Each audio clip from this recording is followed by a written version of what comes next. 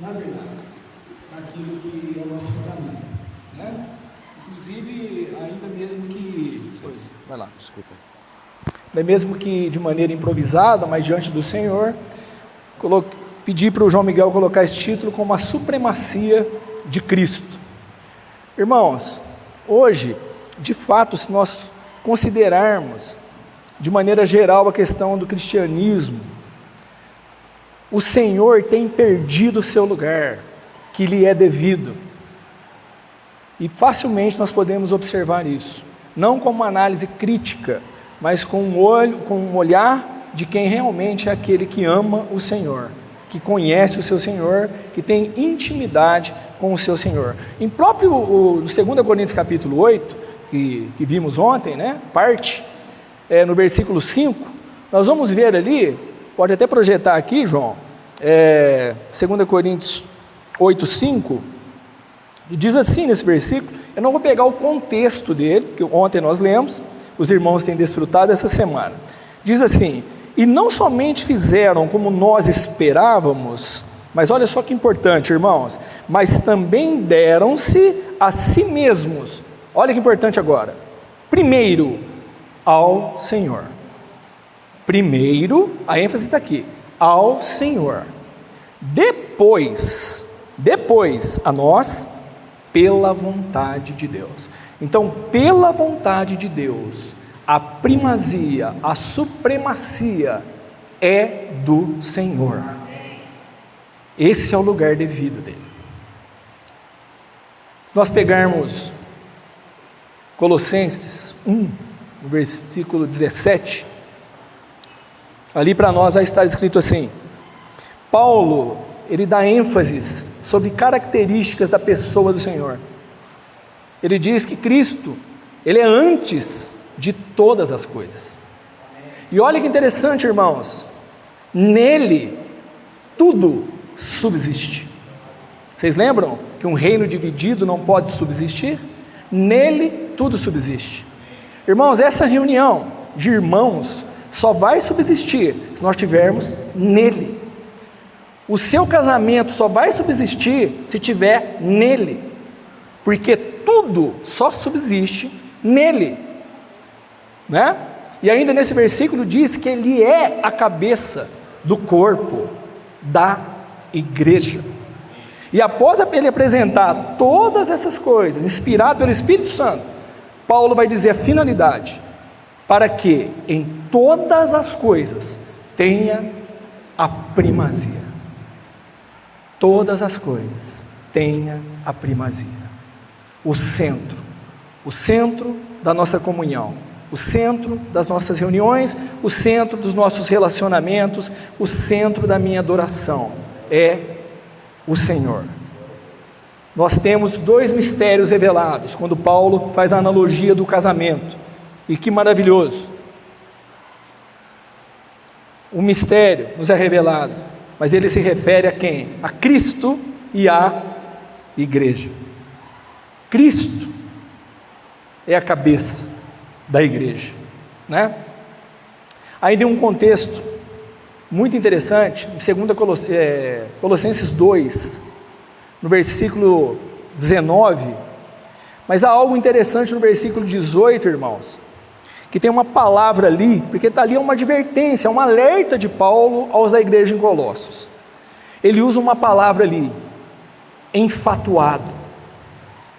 Enfatuado, irmãos, quer dizer várias coisas, mas eu vou ler aqui, olha só, cheio de si, orgulhoso, presunçoso, arrogante.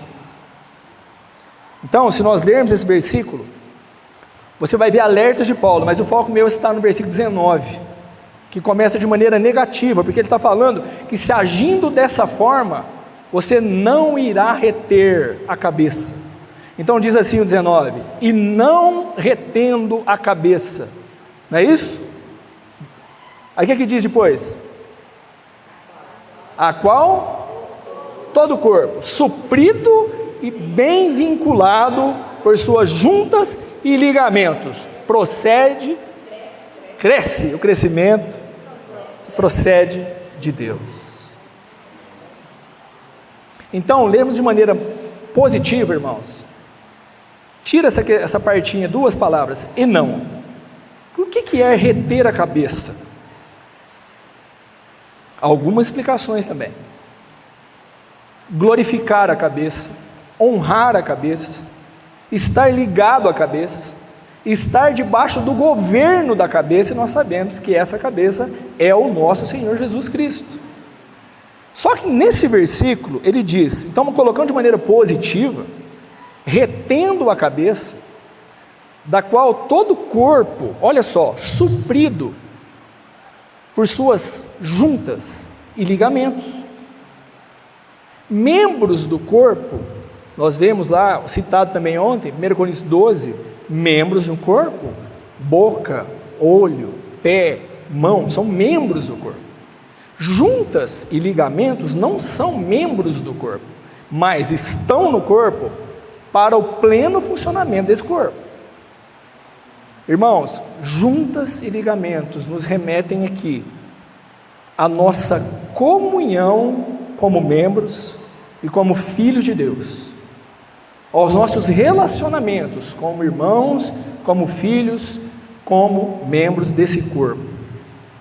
Porque se esses relacionamentos, se a nossa comunhão for retendo a cabeça, honrando a cabeça, nós vamos obter o que está no final do versículo, crescer, o crescimento que procede de Deus. Entendem? Não há outro caminho, porque nós temos o caminho. Ele não é um caminho qualquer, ele é o caminho.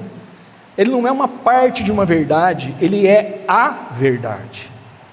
Por isso, se nós mantermos, irmãos, a clareza de que ele não pode perder o seu lugar nas nossas reuniões, no meu acordar, porque, irmãos, nunca pense que o falar do Senhor, que é para você, para mim, de falar, eu quero a sua presença, meu filho, eu quero momentos com você, porque ele disse, permanecei em mim e eu permanecerei em vós, João 15, versículo 4, ele disse isso, porque há de nós uma reação, nós somos alcançados pela graça e misericórdia inexplicável dele, porque nós somos, irmãos, terríveis, e mesmo após ser conquistados por ele, ainda continuamos com muitas dificuldades, por quê?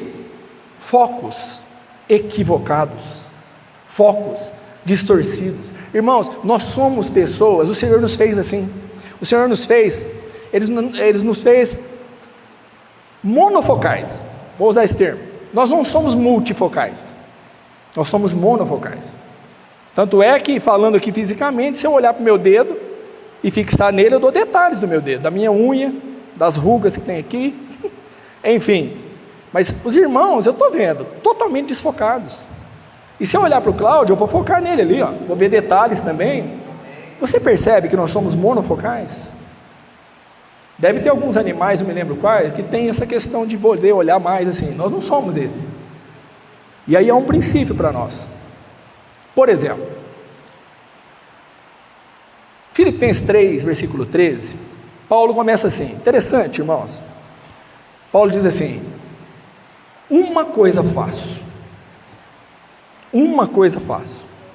parece agora um paradoxo, porque ele diz assim, esquecendo-me das coisas, né? Uma coisa faço, esquecendo-me das coisas, que para trás ficam, olha o plural, mas ele começou no singular, que para trás ficam, avançando para as que diante de mim estão, só que agora volta para o singular, prossigo para o alvo, não um alvo. Se nós lermos lá em Coríntios 1, versículo 9, ele vai falar, corro eu, não sem meta. Irmãos, qual que era a meta de Paulo? Se não fazer a vontade do Senhor. Esse deve ser o nosso anelo. Então, vamos guardar isso, uma coisa, pode abranger várias coisas, mas uma coisa faço. E ainda se nós pegarmos o Salmos 24, se eu não me engano, versículo 3, deixa eu ver se é isso. Não, é aquele que, versículo 7, talvez o 4, versículo 4. Não, então vou pegar aqui. Só um momento, irmãos. É aquele que diz assim, ó. Uma coisa, é Davi falando. Uma coisa peço ao Senhor e a buscarei. Irmãos, olha que detalhe.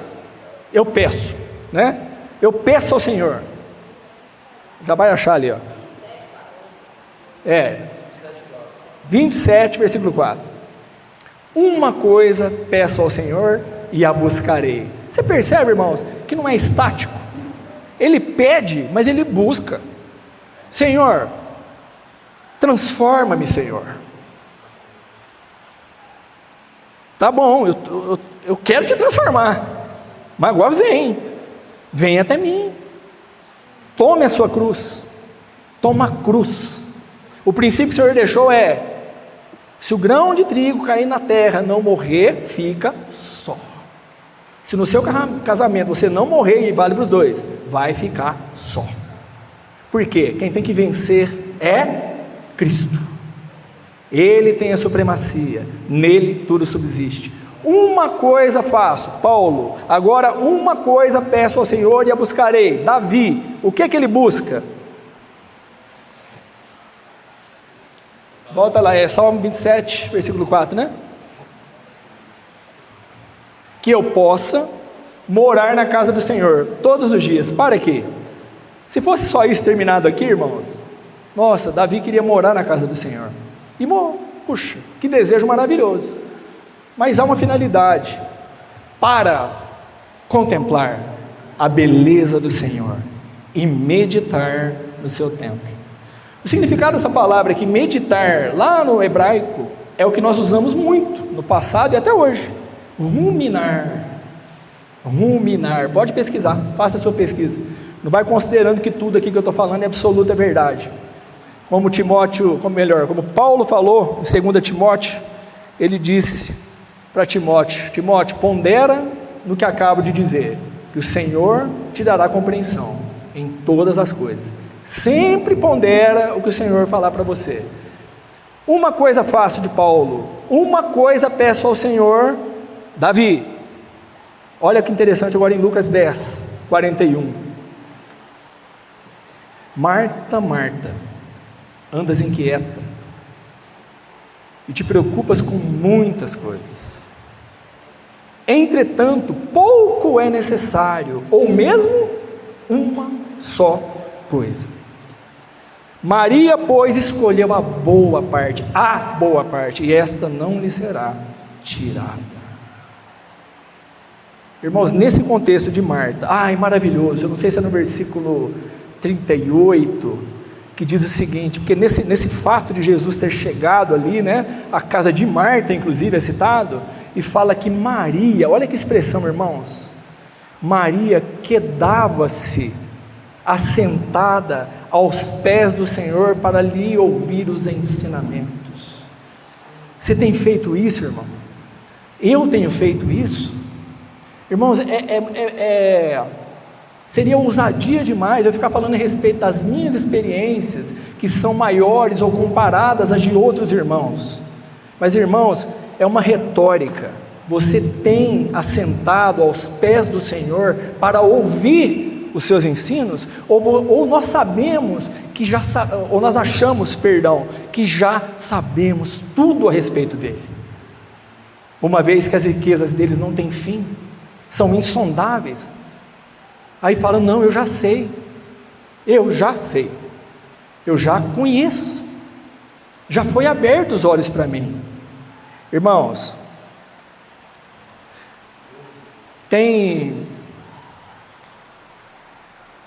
deixa eu abrir só algo aqui muito rápido. Deixa eu falar de um princípio aqui rápido. Irmãos, naquele cativeiro, não vou dar detalhe não, naquele cativeiro, nem saberia dar detalhes, naquele cativeiro babilônico que durou 70 anos, o Senhor desperta,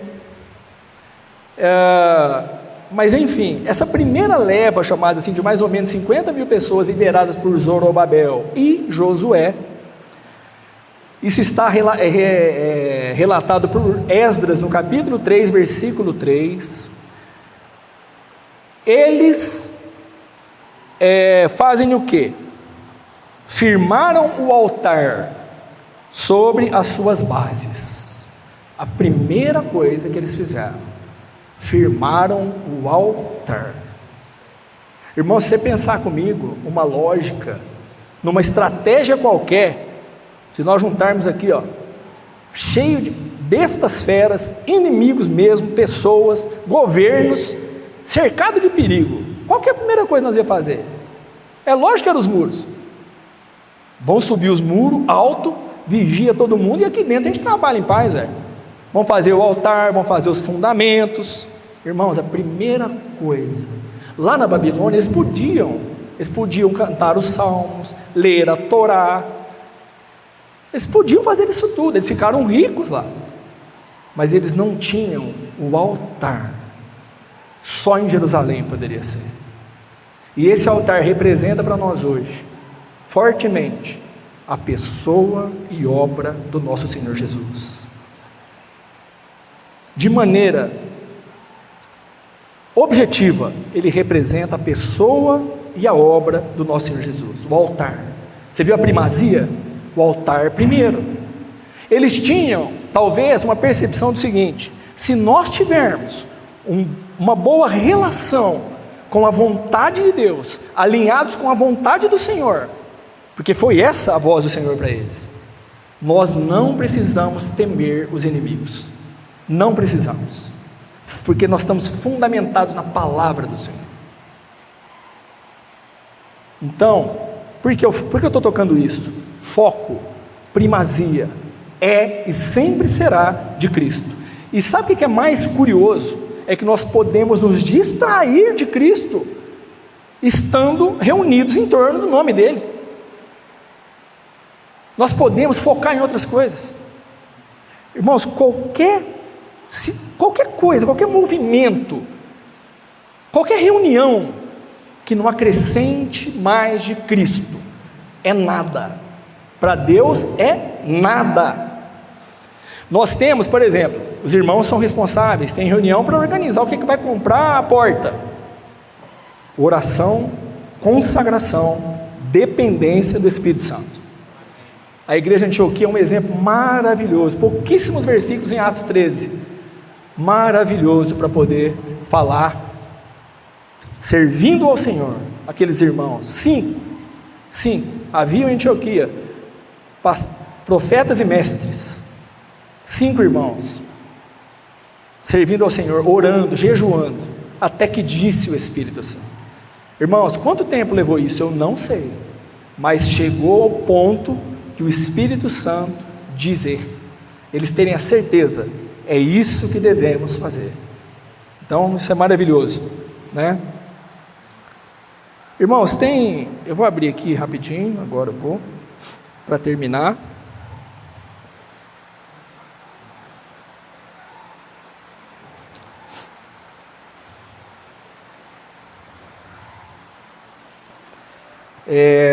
Segunda Coríntios 11,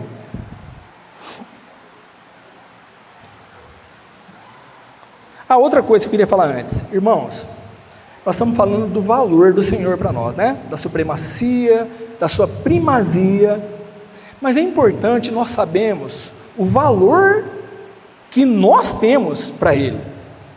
Nós falamos de um imensurável amor, inexplicável amor, essa obra aqui representada, inexplicável.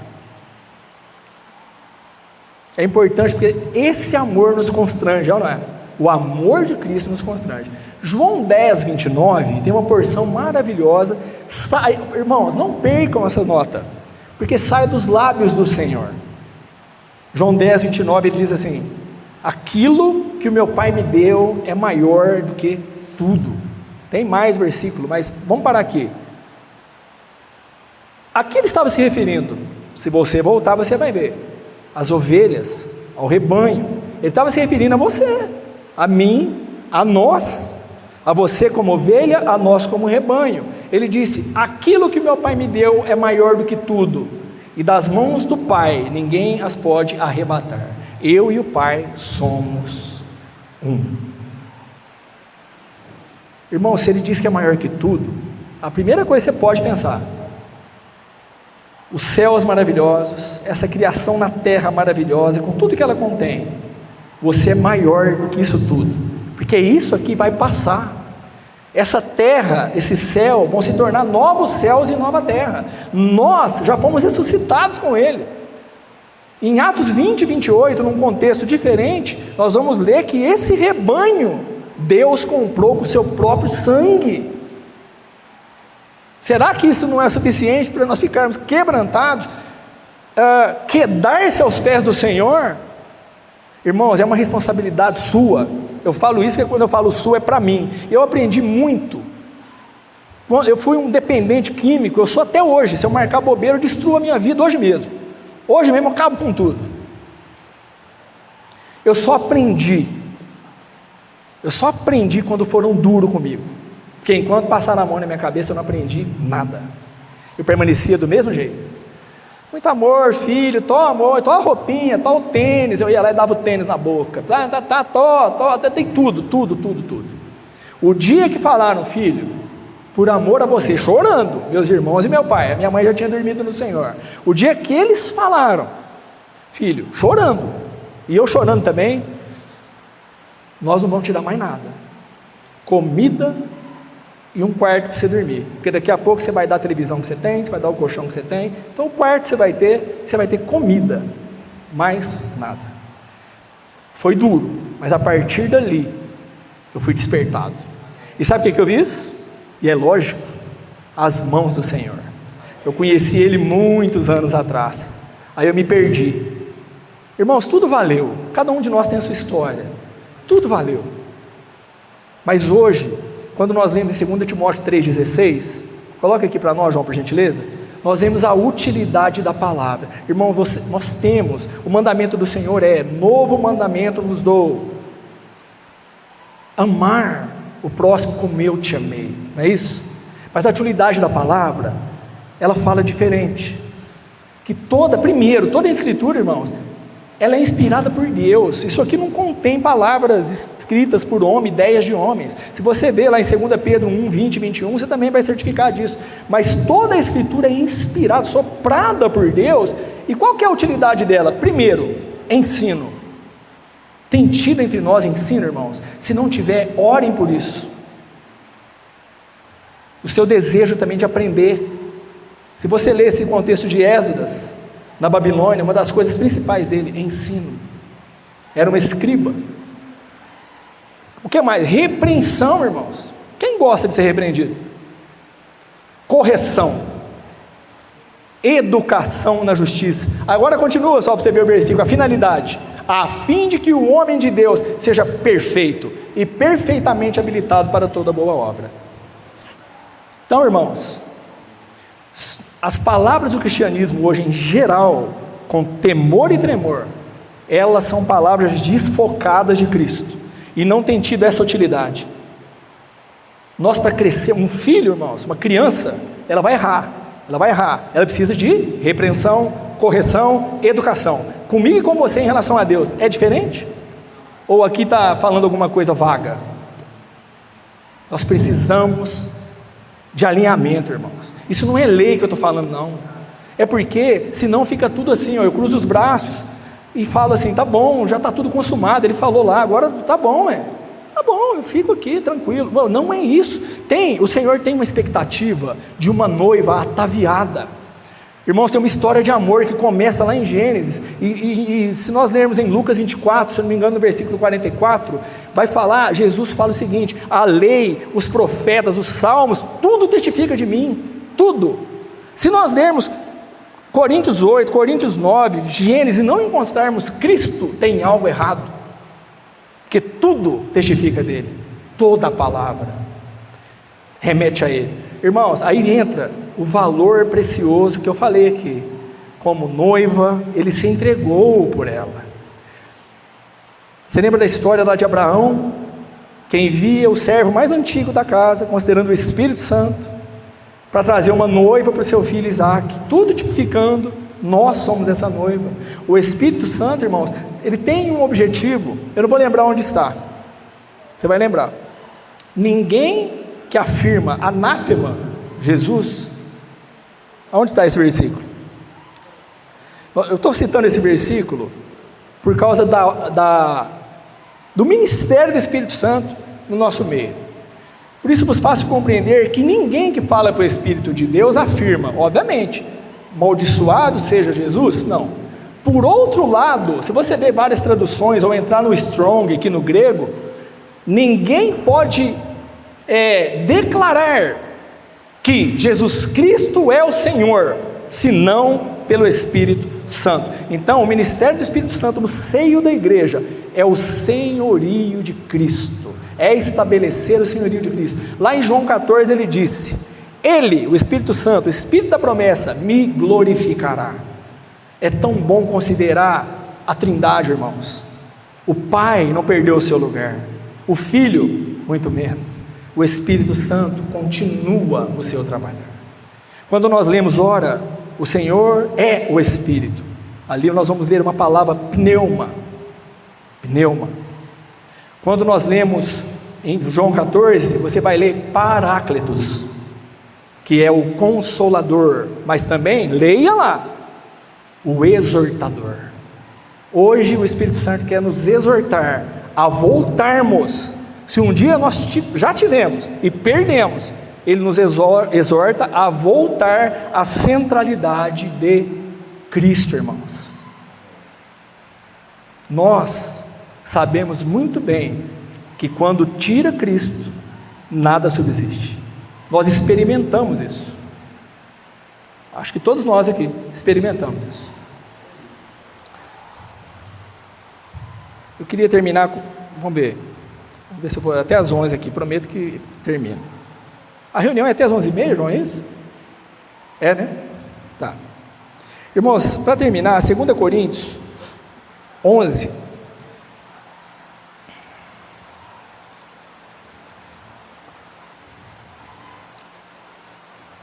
diz assim, no versículo 2: Porque zelo por vós com o zelo de Deus, visto que vos tenho preparado para vos apresentar como virgem pura a um só esposo, que é Cristo.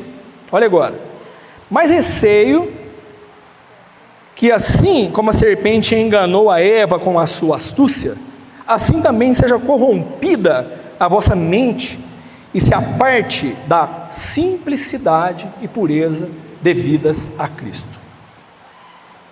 Simplicidade. Em Mateus 6:22, lembra que Jesus disse assim, se os seus olhos forem bons, todo o seu corpo será luminoso. Essa palavra bons é a mesma de 2 Coríntios que nós lemos para simplicidade. Raplous, simples. O que significa olhos simples? Olhos com um só foco de visão. Simplicidade, irmãos, é isso, é termos um só foco de visão, um só amor, um só Senhor, uma só meta. Pensa comigo aqui, simplicidade é o contrário de duplicidade. É um coração integral. O povo de Deus, ele deu trabalho para Deus, nós temos dado trabalho também. Coração dividido, muito difícil, né, irmãos? Eu saio da reunião e falo, puxa vida, parece que está se esvaindo e vai se esvaindo, e há pouco tempo se esvaiu. Mas aleluia, irmãos, que nós pensamos o seguinte: há algo em nós muito precioso, e ele está crescendo. Ele está crescendo, por quê? Porque nós o buscamos. Nós desejamos estar na presença dele, que esse seja o nosso desejo. Então, simplicidade, irmãos, não é simplesmente, vamos ser simples, uma oração simples. Nesse contexto, não é. Nesse contexto, é ter um só foco de visão, certo? Se os seus olhos forem bons, se os seus olhos forem simples, se forem focados no Senhor, todo o seu corpo será luminoso. E pureza? Até a palavra já explica. Constituído de um só elemento, puro. Ele tinha medo, Paulo tinha um receio que essa simplicidade, o foco, se afastasse de Cristo, porque isso é devido a Cristo. Ele fala, simplicidade e pureza devidas a Cristo, que são de Cristo. Pureza, para terminar, irmãos, Se nós usarmos um exemplo químico, nós vamos ver, por exemplo, o sal. Sal é um cloreto de sódio, né? Me ajuda aí, NaCl. Nós temos um elemento, que é o sal, mas ele é composto, é um elemento composto de 2 elementos. Átomos de cloro, átomos de sódio, não é isso? Tá.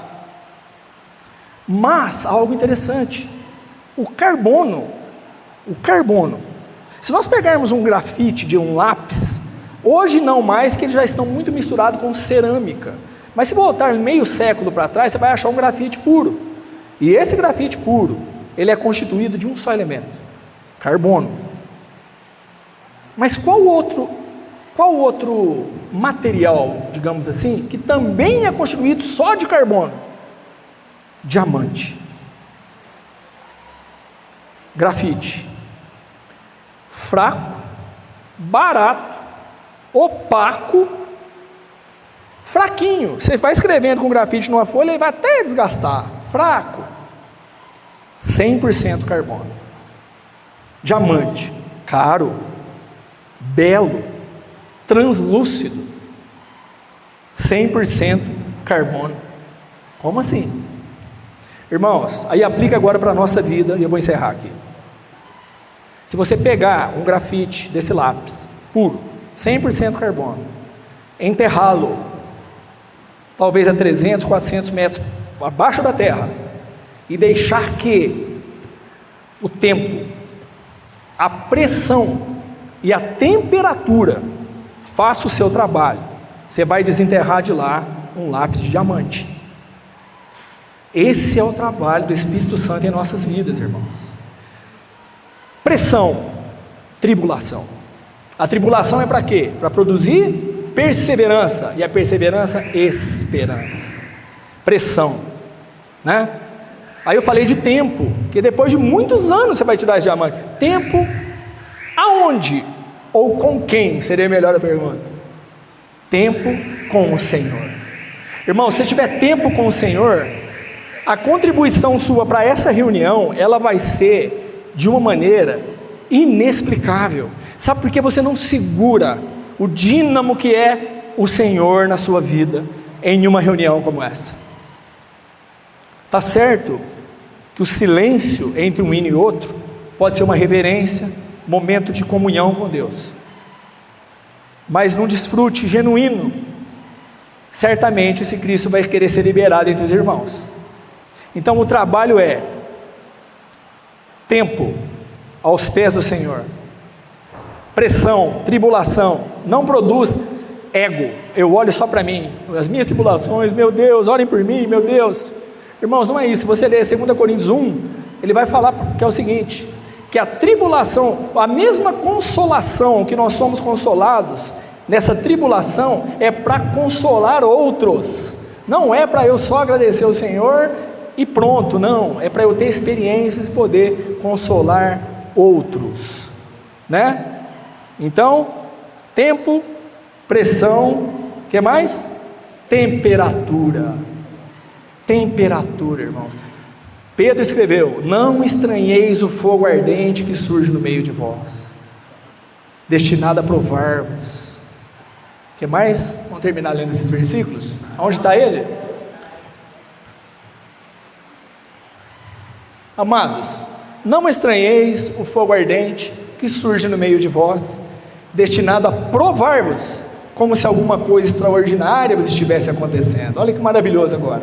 Pelo contrário, irmãos, alegrai-vos na medida em que sois coparticipantes do sofrimento de Cristo, para que também na revelação de sua glória os alegreis exultando. Então, amados irmãos, permitamos esse trabalhar do Senhor em nós, busquemos Ele, demos o lugar para Ele de supremacia, de primazia em nossas vidas, nos nossos casamentos, nas nossas reuniões, que certamente nós subsistiremos, que estamos fundamentados nele, que é o único fundamento que pode ser lançado, é Ele mesmo, Jesus Cristo, a pedra angular. Louvado seja o Senhor.